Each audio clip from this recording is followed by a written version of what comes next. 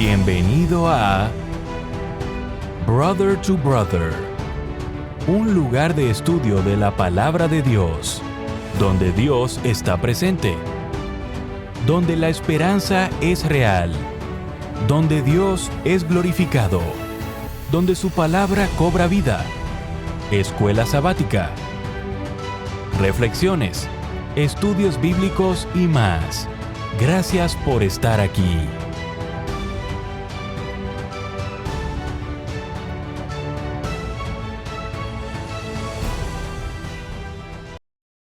Muy bienvenidos a su programa Brother to Brother. Les saluda, como siempre, su amigo, su hermano, Gerson Anaya. Bien contento porque hemos llegado hasta otra semana de estudio. Y esta semana es súper importante porque vamos a poder ver diferentes detalles del santuario.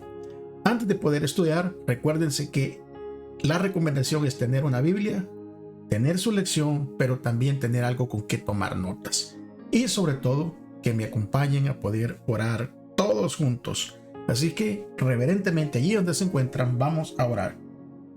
Bendito Dios, Padre que está en la altura de los cielos, santificado y glorificado sea su nombre. Señor, venimos ante usted pidiéndole y rogándole que perdone nuestras faltas y que nos ayude, Señor, a poder entender estas lecciones, que nos ayude a poder, Señor, guardarlas en nuestra mente, pero sobre todo, Señor, a poder practicar todo lo que aprendamos. En el nombre de Jesús. Amén. Muy bien, mis amigos, mis hermanos. Como siempre, vamos a necesitar la Biblia para poder leer ese versículo de memoria que viene al principio de cada estudio. Así que todos juntos, por favor, si me acompañan, vamos a buscar el libro de Hebreos y vamos a buscar el capítulo 8 y leeremos el versículo 1 y el versículo 2. Así que acompáñenme. El título aquí está arriba, Luz desde el santuario. Leamos entonces Hebreos 8, 1 y 2. Y dice de la siguiente manera: lo principal de lo que venimos diciendo es que tenemos un sumo sacerdote que se sentó a la diestra del trono de majestad en el cielo y es ministro del santuario, de aquel verdadero santuario que levantó el Señor y no, ¿quién? No el hombre. Hebreos 8, 1. Esta semana estudiaremos acerca de tal vez algo que ha sido mal entendido. ¿Por qué? Porque vamos a hablar acerca del chasco del 22 de octubre de 1844 en esta introducción.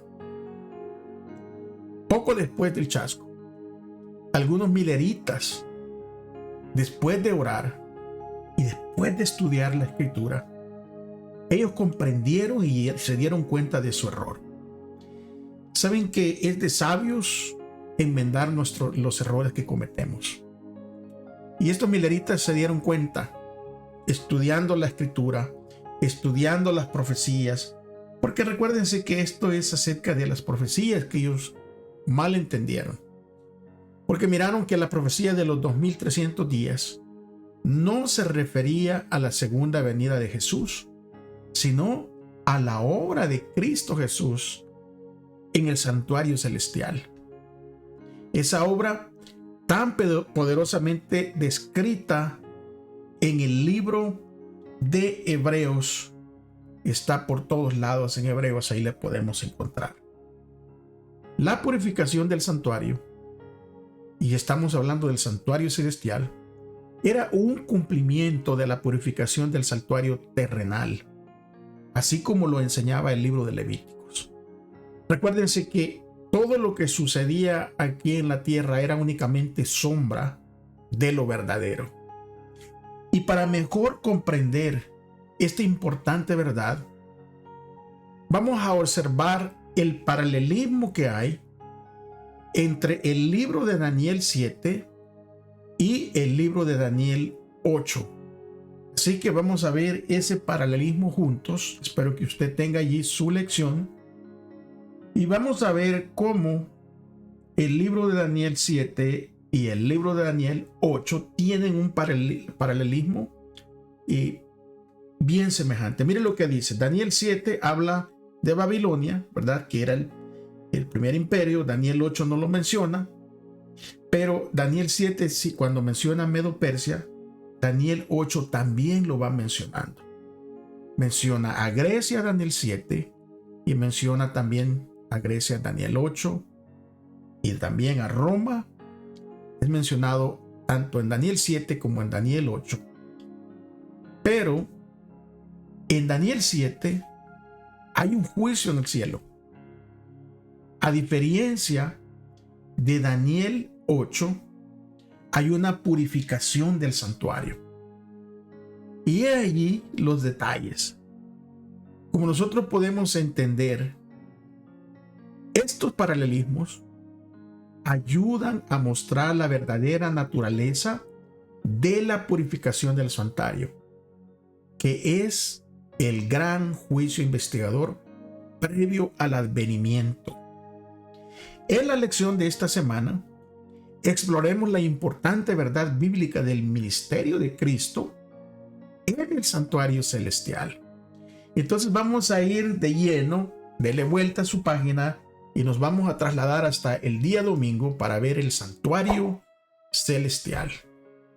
Aquí, en este día domingo, nosotros vamos a poder ver un par de cosas súper importantes, porque se describen dos santuarios en los siguientes versículos que vamos a leer. Acuérdense que la Biblia es la que nos va a ayudar a entender y nos va a dar luz sobre todo esto. Vamos entonces a leer Éxodo 25 y el versículo 8 y 9 y también el versículo 40. Así que acompáñenme, por favor. Biblia en mano, es importante. Éxodo 25, 8 dice: y harán un santuario para mí y habitaré en medio de ellos, conforme a todo lo que yo te muestre, el diseño del tabernáculo y el diseño de todos sus utensilios, así lo haréis. El versículo 40 dice: mira y hazlo conforme al modelo que te ha sido mostrado en el monte. Y también el libro de Hebreos, el capítulo 8, del versículo 1 al 6, también nos va a dar esa luz que necesitamos para entender de que se está hablando de dos santuarios. Versículo 1 del capítulo 8 dice: ahora bien, el punto principal de lo que venimos diciendo es que tenemos tal sumo sacerdote, el cual se sentó a la diestra del trono de la majestad en los cielos, ministro del santuario y de aquel verdadero tabernáculo que levantó el Señor y no el hombre, porque todo sumo sacerdote está constituido para presentar ofrendas y sacrificios, por lo cual es necesario que también éste tenga algo que ofrecer. Así que, si estuviese sobre la tierra, ni siquiera sería sacerdote, habiendo aún sacerdotes que presentan las ofrendas según la ley, los cuales sirven a lo que es figura y sombra de las cosas celestiales, como se le advirtió a Moisés cuando iba a erigir el tabernáculo, diciéndole: mira, haz todas las cosas conforme al modelo que se te ha mostrado en el monte. Pero ahora, tanto mejor ministerio es el suyo, cuanto es mediador de un mejor pacto establecido sobre mejores promesas. Versículo 7 dice: porque si aquel primero hubiera sido sin defecto, ciertamente no se hubiera procurado lugar para el segundo. Claramente se está hablando aquí de dos lugares, de dos tabernáculos, de dos lugares, un lugar celestial y un lugar terrenal. Y podemos mirar entonces que todo lo que era terrenal había sido sombra de lo verdadero que está en el cielo. Cuando los primeros creyentes adventistas escudriñaron las escrituras en los meses posteriores a 1844, ellos comprendieron que hay dos santuarios que se mencionan en la Biblia: el que construyó Moisés y el original en el cielo. En la Biblia el término santuario se refiere primeramente al tabernáculo construido por Moisés como un modelo o tipo de las cosas celestiales. Segundo lugar, al verdadero santuario celestial al cual señalaba el santuario terrenal, con la muerte y la intercesión de Cristo, el servicio típico perdió su importancia. El verdadero santuario celestial es el santuario del nuevo pacto. Y como la profecía de Daniel 8:14 se cumple en esta era, el santuario al que se refiere que debe de ser el santuario del nuevo pacto, cuando terminaron los 2300 días en 1844, hacía muchos siglos que no había santuario en la tierra. De manera que la profecía, hasta 2300 tardes y mañanas, entonces será purificado el santuario, se refiere indudablemente al santuario que está en el cielo. El santuario del desierto era un modelo, un modelo pequeño a escala del santuario celestial. Los servicios del santuario terrenal prefiguraban el plan divino de salvación. Cada sacrificio ofrecido representaba el sacrificio de Jesús en la cruz del Calvario. Juan 1:29 dice claramente que al siguiente día vio Juan a Jesús que venía a él y dijo: «He aquí el Cordero de Dios que quita el pecado del mundo». Mediante el sacrificio de Cristo somos libres de la condenación del pecado. Nuestra culpa desaparece cuando aceptamos el sacrificio de Jesús en nuestro favor y confesamos nuestros pecados. De acuerdo con 1 de Juan 1:9, Jesús no solo es el Cordero que murió por nosotros, sino también el sacerdote que vive por nosotros. Hebreos 7:25 explica esto. Dice de la siguiente manera: por eso Jesús puede salvar perpetuamente a los que por medio de él se acercan a Dios, ya que está siempre vivo para interceder por ellos. Él quita la culpa del pecado y nos salva del poder del pecado. Romanos 8, versículo 1 al 4, claramente dice: ahora pues ninguna condenación hay para los que están en Cristo Jesús, los que no andan conforme a la carne, sino conforme al Espíritu. Porque la ley del Espíritu de vida en Cristo Jesús me ha librado de la ley del pecado y de la muerte. Por lo que era imposible para la ley, por cuanto era débil por la carne, Dios, enviando a su Hijo en semejanza de carne, de pecado, y a causa del pecado, condenó al pecado en la carne, para que la justicia de la ley se cumpliese en nosotros, que no andamos conforme a la carne, sino conforme al Espíritu. Y 2 Corintios capítulo 5, versículo 21, dice allí: al que no conoció pecado, por nosotros lo hizo pecado, para que nosotros fuésemos hechos justicia de Dios en él. El ministerio de Jesús en el santuario celestial es en favor de nosotros. Como resultado de su intersección, se quiebra el dominio del pecado sobre nuestra vida. Ya no estamos bajo esclavitud, ni siquiera de nuestra naturaleza pecaminosa. En Cristo somos libres, libres de la condenación del pecado y libres del control del pecado. Al aferrarnos a Cristo por la fe, tenemos la seguridad de la salvación. Y qué bueno es saber, hermanos, que Jesús está en el cielo ministrando en nuestro favor. Es decir, que está allí intercediendo por nosotros. Alabado sea su nombre. Vamos al día lunes, todos juntos. Démosle vuelta a la página en el lugar santísimo. Esto es súper importante, amigos y hermanos, porque había algo que sucedía en el lugar santísimo. Y ese algo era un rito que se llevaba y que se le conocía como el día de la expiación o del perdón en el antiguo Israel. Mire lo que dice Levíticos 16, versículo 21.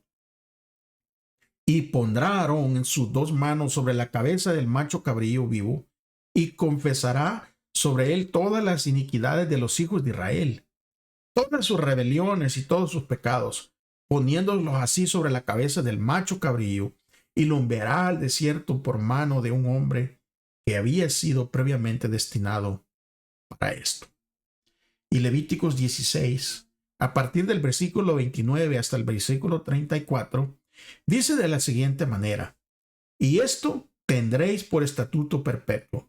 En el mes séptimo, a los 10 días del mes, afligiréis vuestras almas y ninguna obra haréis, ni el natural ni el extranjero que mora entre vosotros. Porque en este día se hará expiación por vosotros y seréis limpios de todos vuestros pecados delante de Jehová. Día de reposo es para vosotros y afligiréis vuestras almas. Es estatuto perpetuo. Hará la expiación el sacerdote que fuera ungido y consagrado para ser sacerdote en el lugar de su padre.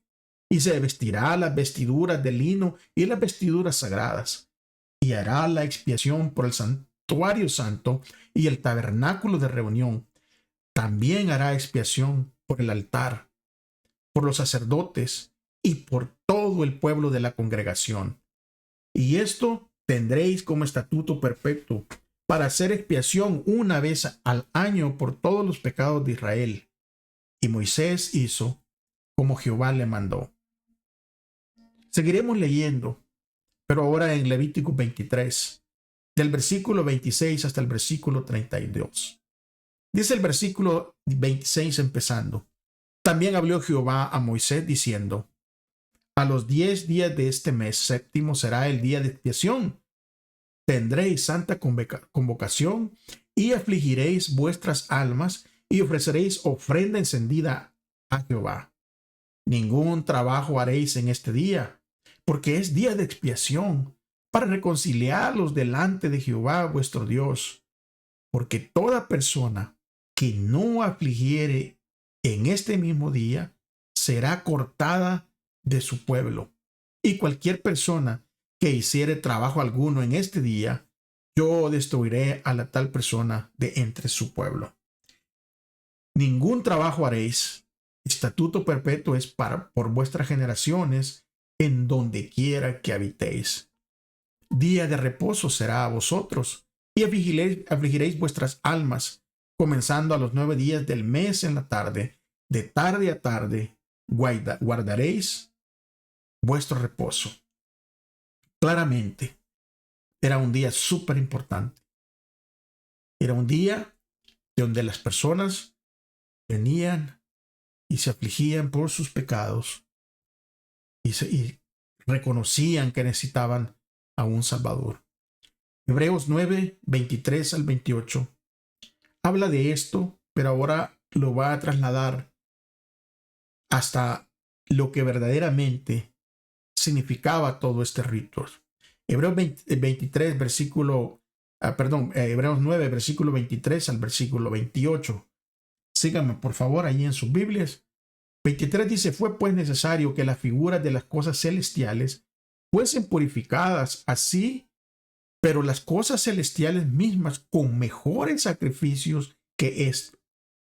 Porque no entró Cristo en el santuario hecho de mano, figura del verdadero, sino en el cielo mismo, para presentarse ahora por nosotros ante Dios, y no para ofrecerse muchas veces, como entra el sumo sacerdote en el lugar santísimo cada año, con sangre ajena. De otra manera le hubiera sido necesario padecer muchas veces desde el principio del mundo, pero ahora es la consumación de los siglos. Se presentó una vez para siempre por el sacrificio de sí mismo, para quitar de en medio el pecado, y de la manera que está establecido para los hombres, que mueran una sola vez y después el juicio. Así también Cristo fue ofrecido una sola vez para llevar los pecados de muchos, y aparecerá por segunda vez sin relación con el pecado, para salvar a todos los que le esperan. Los sacerdotes ejercían su ministerio todos los días del año. Pero el día de la expiación, que es llamado en hebreo el Yom Kippur, los ojos de todo Israel se volvían hacia el santuario. Levítico 16 y Levítico 23 dan instrucciones explícitas para ese día, para el día de la expiación. Todas las actividades comunes cesaban. Todos ayunaban, mientras el sumo sacerdote entraba en nombre de ellos ante la presencia de Dios en el lugar santísimo. El pueblo examinaba su corazón, buscaban a Dios con humildad y confesión sincera. Y cualquiera que no afligiera su alma en el día de la expiación sería cortado, ya no formaría parte del pueblo escogido. En el día de la expiación, el sumo sacerdote llevaba la sangre del macho cabrío del Señor al santuario. Y después de rociarla sobre el propiciatorio, aplicaba sangre a los cuernos del altar, a esos cuernos de altar de oro y del altar de bronce, y así purificaba completamente todo el santuario.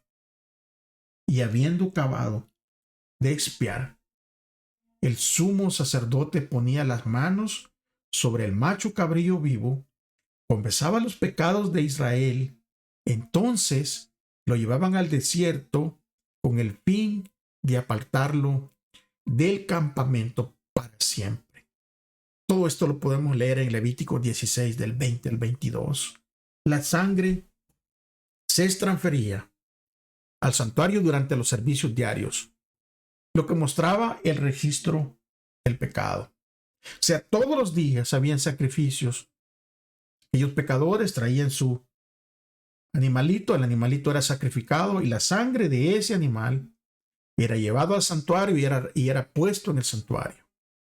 Y allí había un registro de pecado. Y la responsabilidad de esos pecados la asumía Dios sobre su resolución final. En el día de la expiación, toda esa sangre, todos esos pecados simbólicamente se transferían fuera del santuario y se colocaban sobre la cabeza del macho cabrío Azazel, que representaba a Satanás y revelaba su responsabilidad final por el problema del pecado.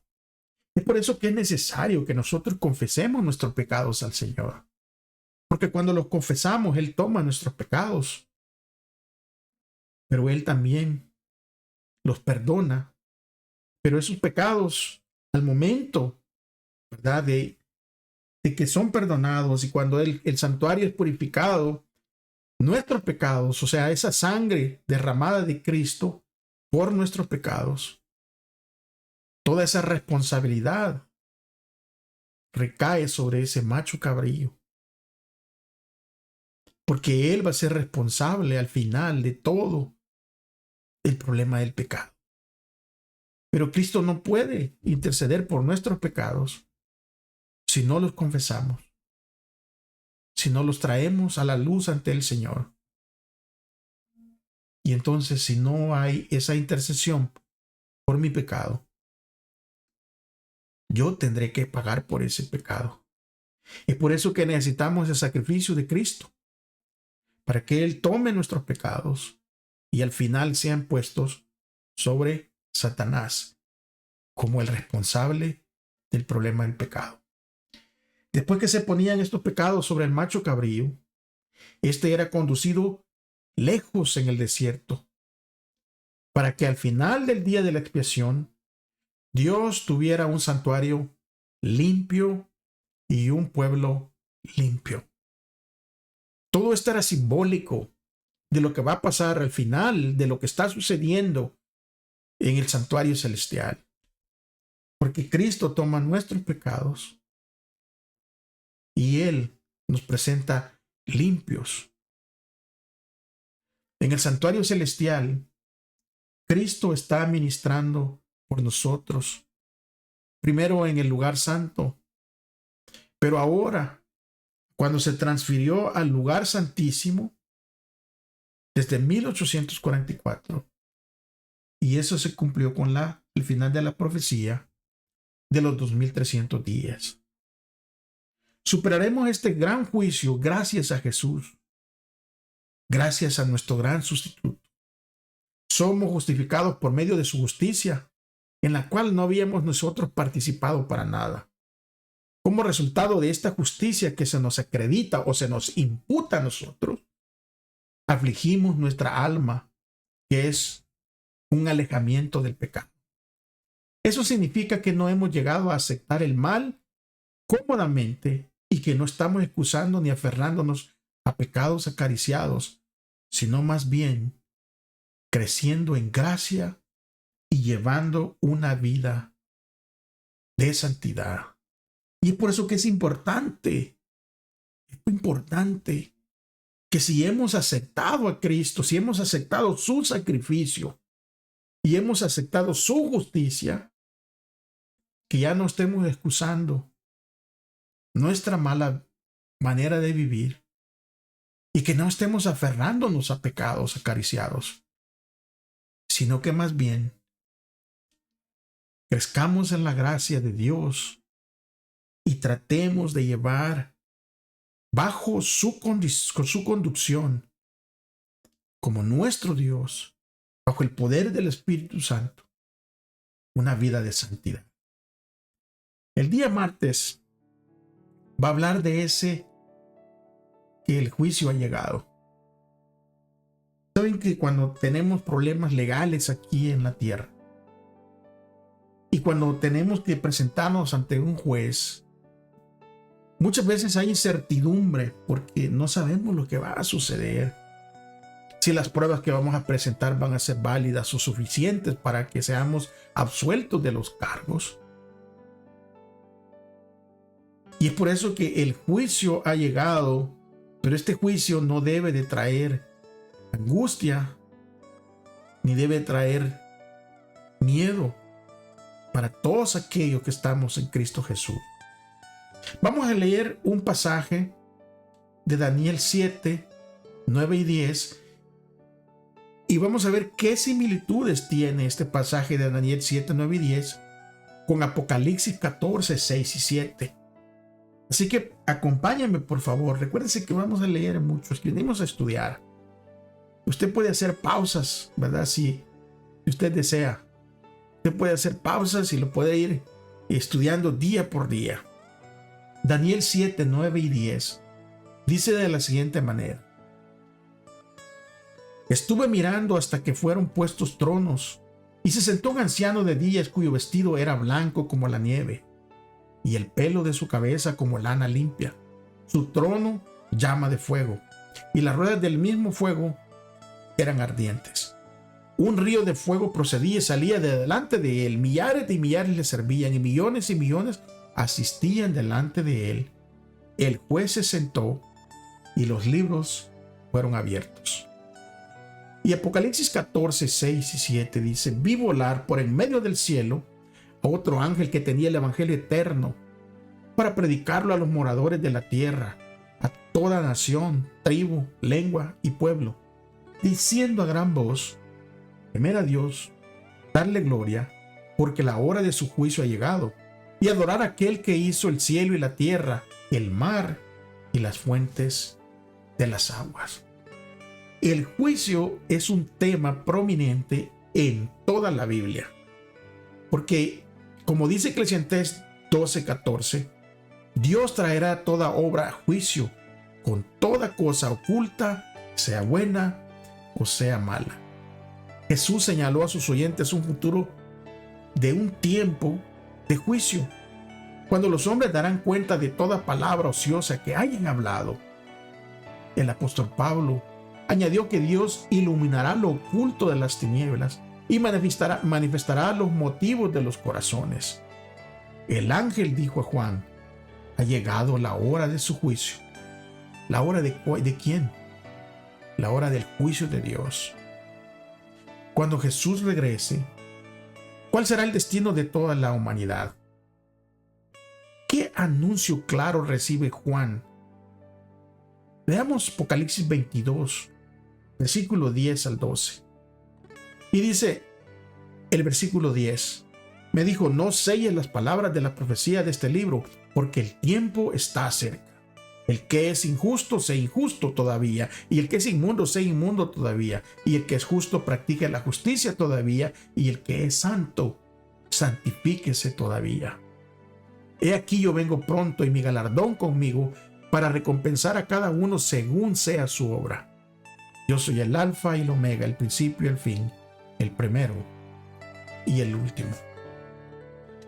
Puesto que Cristo viene a repartir sus recompensas finales, debe de haber un juicio antes de eso, para mostrar qué recompensa recibirá cada uno cuando Él venga. Cuando Cristo regrese, no habrá una segunda oportunidad. Y es por eso que hay que poner mucha, pero mucha atención a lo que leemos en la Escritura. Porque hay muchas personas que piensan de que Dios va, después de su segunda venida, van a haber otras oportunidades, pero no es lo que la Biblia enseña. La Biblia enseña que Él viene por segunda vez y cuando regrese no habrá una segunda oportunidad. ¿Por qué? Porque cada ser humano habrá tenido suficiente información para tomar su decisión final, una decisión que es irrevocable, a favor o en contra de Cristo.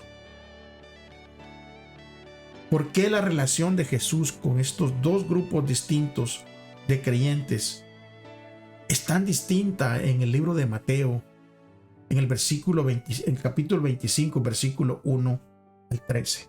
Leámoslo para que entendamos. Entonces el reino de los cielos será semejante a 10 vírgenes que tomando sus lámparas salieron a recibir al esposo. 5 de ellas eran prudentes y 5 insensatas. Las insensatas, tomando sus lámparas, no tomaron consigo aceite, mas las prudentes tomaron aceite en sus vasijas juntamente con sus lámparas. Y tardándose el esposo, cabecearon todas y se durmieron. Y a la medianoche se oyó un clamor: aquí viene el esposo, salid a recibirle. Entonces todas aquellas vírgenes se levantaron y arreglaron sus lámparas. Y las insensatas dijeron a las prudentes: danos de vuestro aceite, porque nuestras lámparas se apagan. Mas las prudentes respondieron diciendo: para que no nos falte a nosotras ni a vosotras, id más bien a los que venden y comprad vosotras mismas. Pero mientras ellas iban a comprar, vino el esposo, y las que estaban preparadas entraron con él a las bodas, y se cerró la puerta. Después vinieron también las otras vírgenes diciendo: Señor, Señor, ábrenos. Mas él respondió y dijo: de cierto os digo que no os conozco. Velad pues, porque no sabéis el día ni la hora en que el Hijo del Hombre ha de venir. Cuando haya terminado esa obra de investigación, cuando se hayan examinado y fallado los casos de quienes en todos los siglos han profesado ser seguidores de Cristo, entonces y no antes habrá terminado el tiempo de gracia y se cerrará la puerta de la misericordia. Así que las palabras, las que estaban preparadas, entraron con él a las bodas y se cerró la puerta. Estas palabras nos conducen a través del ministerio final del Salvador hasta el momento en que quedará terminada la gran obra en favor de la salvación del hombre. Nosotros no debemos temer al juicio, porque por medio de Cristo el perdón es nuestro, la libertad de la culpa es nuestra y el poder para llevar una vida piadosa es nuestra. Y la victoria final es nuestra en Cristo Jesús. Alabado sea su nombre, hermanos. Vamos entonces a estudiar el día miércoles. Y aquí el día miércoles nos va a hablar de una buena noticia del lugar santísimo. Recuérdense que era el lugar santísimo en el Antiguo Testamento, era inaccesible. Pero con la muerte de Cristo, el velo se rasgó. Y todos esos sacrificios terrenales cesaron. Pero qué seguridad e invitación divina nos ofrecen estos versículos a cada uno de nosotros. Hebreos 4, versículo 14 al 16, nos hacen esta promesa. Lea conmigo.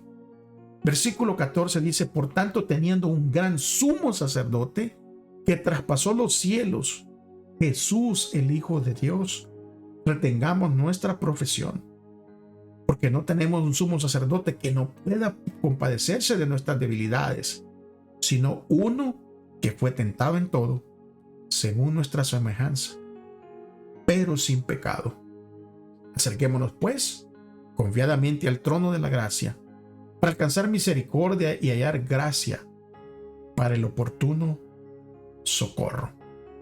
Y Hebreos capítulo 10, versículo 19 al 22, dice así: así que, hermanos, teniendo libertad para entrar en el lugar santísimo por la sangre de Jesucristo, por el camino nuevo y vivo que Él nos abrió a través del velo, esto es, de su carne.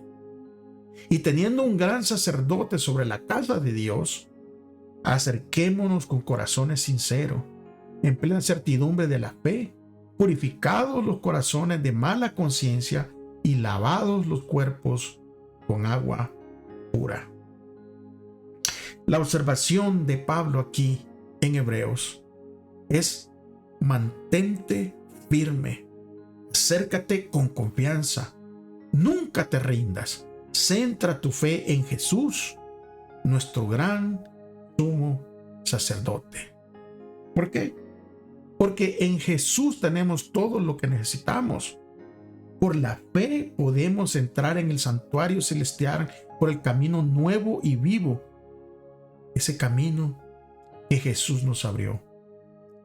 Al mirar dentro del atrio vemos sangre en los cuernos del altar de bronce. En el lugar santo vemos sangre en los cuernos de oro del altar del incienso. Contemplamos la sangre rociada sobre la cortina frente al propiciatorio.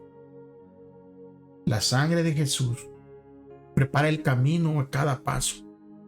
Esto nos da esperanza, porque solo podemos reunirnos con Dios cuando Jesús nos perdona y borra nuestros pecados. La misericordia de Dios es infinita, pero también lo es su justicia. Y la justicia no puede aceptar el sacrificio de Cristo como expiación por nuestras transgresiones, a menos que Jesús garantice, primeramente, que perdona nuestros pecados y, en segundo lugar, que Él los borra. En el contexto del gran conflicto, ¿por qué la visión de Apocalipsis 11:19 es significativa? ¿Cómo muestra el vínculo inseparable entre la ley y el evangelio? Apocalipsis 11:19. Y en el templo de Dios fue abierto en el cielo, y el arca de su pacto se veía en el templo, y hubo relámpagos, voces y truenos, un terremoto y grande granizo. Aquí, en el brillo deslumbrante y la gloria resplandeciente de la presencia de Dios, en la sala del trono del universo, en la base misma del trono de Dios, allí descubrimos la ley de Dios en el arca del pacto. Recuérdense que la ley de Dios, los mandamientos de Dios, las dos tablas, se le ordenó a Moisés. Dios le dijo: ponlas adentro del arca del pacto. Y todo lo que se hacía aquí era sombra de lo verdadero que está en el cielo. Y es por eso que podemos ver que en el lugar santísimo, allí se revela la justicia y la misericordia de Dios. Ningún poder terrenal, oiga bien, agarre esto, ningún poder terrenal puede cambiar la ley de Dios, porque entre otras razones está depositada en el arca del pacto no terrenal, sino en el arca del pacto celestial. Es por eso que Hebreos 8:10 dice: este es el pacto que haré con la casa de Israel después de esos días, dice el Señor. Pondré mis leyes en la mente de ellos y las escribiré en sus corazones, y seré su Dios y ellos serán mi pueblo. Al entrar por la fe en el santuario celestial, encontramos el perdón de nuestros pecados pasados y el poder para vivir una vida obediente por medio de Cristo. Por medio de Cristo que murió por nosotros y por medio de Cristo que escribe la ley en nuestros corazones. Jesús nos salva perpetuamente, como dice Hebreos 7:25. Jesús nos salva total y completamente del castigo del pecado y de su poder. La intersección de Jesús es una noticia increíblemente buena. Puesto que estamos ante la ley como norma de justicia, la única esperanza que tenemos es la esperanza de la gracia que nos da Cristo Jesús. Él es el que nos libra de la ley. El día jueves nos dice claramente quién es nuestro abogado. ¿Pero cuándo? En el juicio. ¿Quién es nuestro abogado en el juicio? ¿Saben que da temor cuando incluso aquí en las cortes terrenales, cuando hay un juicio terrenal, es bien, pero bien difícil llegar sin un abogado?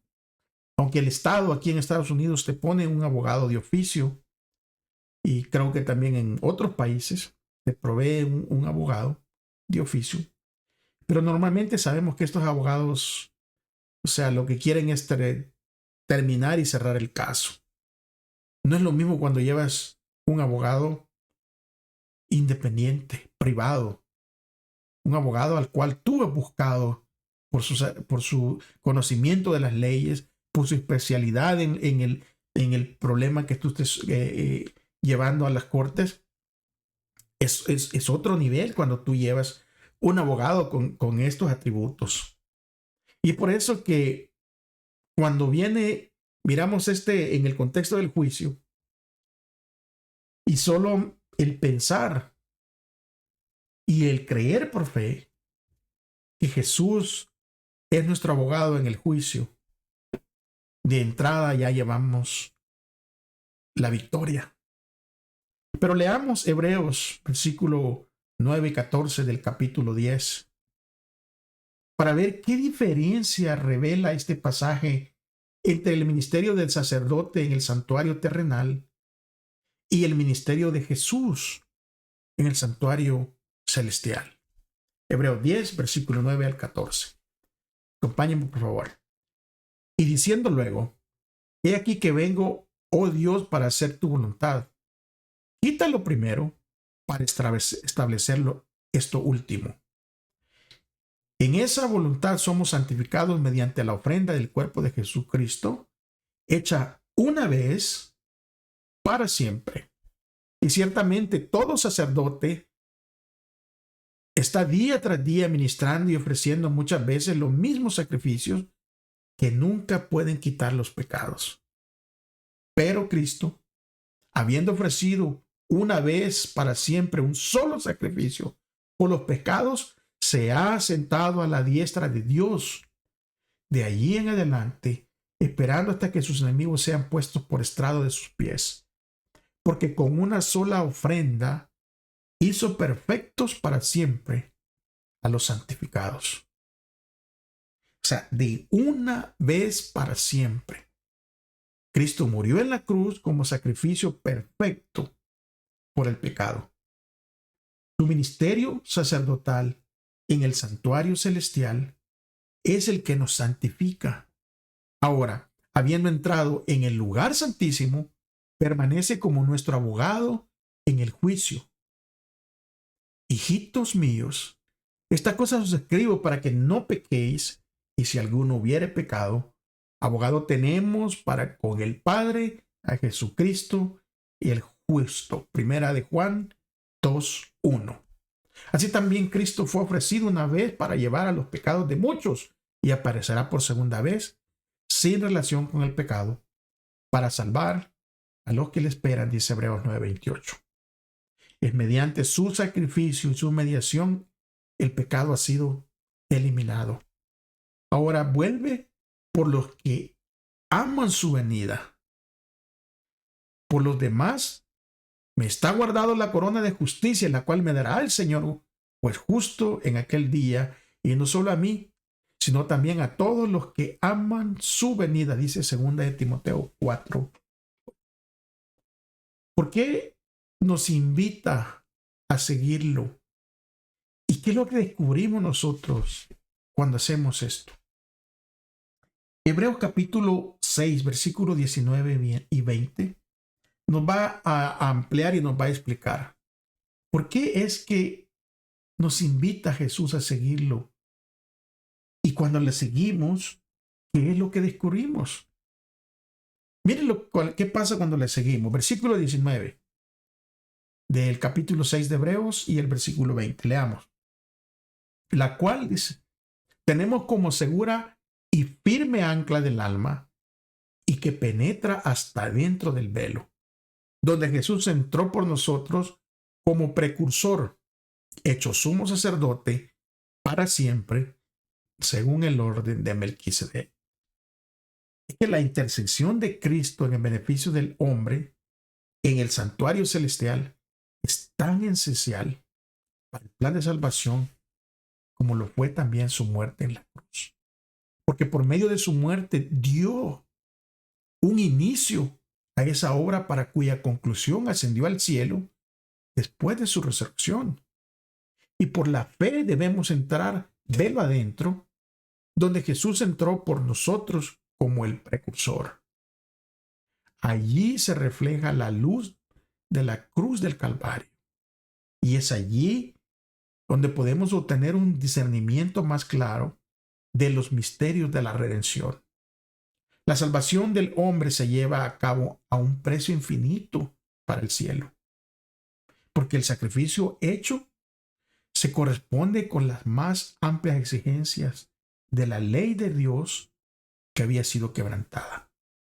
Y fue Jesús el que abrió el camino al trono del Padre, y a través de su mediación podemos nosotros ahora ser presentados ante Dios con los deseos sinceros de todos los que se allegan a Cristo a través de la fe. El plan de salvación es un plan integral para resolver el gran conflicto y rescatar a este planeta de las garras de Satanás. La vida de Jesús reveló el amor de Dios ante un mundo necesitado, ante un universo expectante. Su muerte reveló la atrocidad del pecado y proveyó salvación para toda la humanidad. Su intersección en el santuario celestial ofrece los beneficios de la expiación a todo aquel que se acerque con fe para recibirlos. ¿Cuál es la relación entre la muerte de Cristo en la cruz y la intercesión en el santuario celestial? ¿Y por qué el juicio es tan necesario para el plan de salvación? Lo que hemos entendido aquí es que todo comienza con Cristo y terminará con Cristo.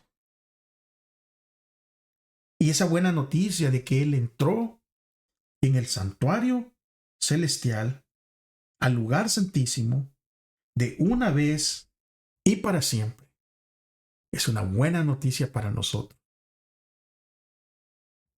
¿Por qué? Porque vamos a caer, tal vez, alguna vez, porque vamos a fallar. Pero como decía Primera de Juan 2:1, hijitos, hijitos míos, estas cosas les escribo para que no pequen. Pero si alguno llega a pecar, abogado tenemos a Jesucristo. Alabado sea su nombre por eso. Esa sí es una buena noticia para nosotros. La obra de Jesús por nosotros en el juicio y nuestro papel en el juicio. Jesús no disculpa sus pecados, pero muestra su arrepentimiento y fe y reclamando el perdón para ellos, o sea, para nosotros. Levanta sus manos heridas ante el Padre y los santos ángeles y dice: yo los conozco por nombre, los he grabado en las palmas de mis manos. Los sacrificios de Dios son el espíritu quebrantado, al corazón contrito y humillado no despreciaré, dice tú, oh Dios. Salmo 51, 17. Y al acusador de su pueblo le dice: Jehová te reprenda, oh Satanás, Jehová que ha escogido a Jerusalén te reprenda. El hecho de que los hijos reconocidos de Dios están representados como de pie delante del Señor con ropas inmundas debe inducir a todos los que profesan su nombre, o sea, todos los que nos hacemos llamar hijos de Dios, cristianos, a sentir humildad y a escudriñar profundamente nuestros corazones. Los que estamos de veras purificando nuestras almas y obedeciendo la verdad, tendremos una opinión humilde de nosotros mismos. Porque cuanto más nos acercamos, nosotros podemos ver el carácter sin mancha de Cristo, mayor será nuestro deseo de ser transformados a su imagen y a ser transformados en santidad. Pero aunque debemos comprender nuestra condición pecaminosa, debemos fiar en Cristo como nuestra justicia, nuestra santificación y también como nuestro Redentor. No podemos contestar las acusaciones de Satanás contra nosotros. Solo Cristo puede presentar una intercesión eficaz en nuestro favor. Él puede callar al acusador con argumentos que no se basan en nuestros méritos, sino en sus méritos, en los méritos de Jesús. Estamos viviendo ahora en el gran día de la expiación, cuando en el servicio típico el sumo sacerdote hacía la expiación por Israel. Todos debían afligir sus almas por medio del arrepentimiento de sus pecados y la humillación ante el Señor, para no verse separados del pueblo. De la misma manera, hoy en día, todos los que deseamos que nuestros nombres sean conservados en el libro de la vida, debemos hoy, ahora, en los pocos días que nos quedan de este tiempo de gracia, afligir nuestras almas ante el Dios verdadero con un verdadero arrepentimiento y dolor por nuestros pecados. Ya Cristo hizo la obra. Aferrémonos con fe a ese sacrificio que Él hizo por nosotros. Y dejemos que el Espíritu Santo nos transforme. No dejemos que Satanás nos confunda haciendo excusas para pecar y para ir tras el pecado. Porque Cristo también nos ha dado poder para decir no al pecado. Alabado sea su nombre y agradezco a mis hermanos porque han llegado hasta el fin. Si ya llegó hasta aquí, tómese 5 segundos, deje su like, comparta el video, suscríbase si no lo ha hecho. Recuérdense que no hacemos esto para ganar dinero. Simplemente lo hacemos porque la misericordia y la gracia de Dios y porque Él pone el deseo y el querer en nuestros corazones para subir estos videos. Nos veremos aquí la próxima semana. Si Dios lo permite, si Él no ha regresado, aquí estaremos. Pero mientras tanto, recuérdese que si usted dice que ama a Dios, demuéstrelo amando a su prójimo. Muchas bendiciones.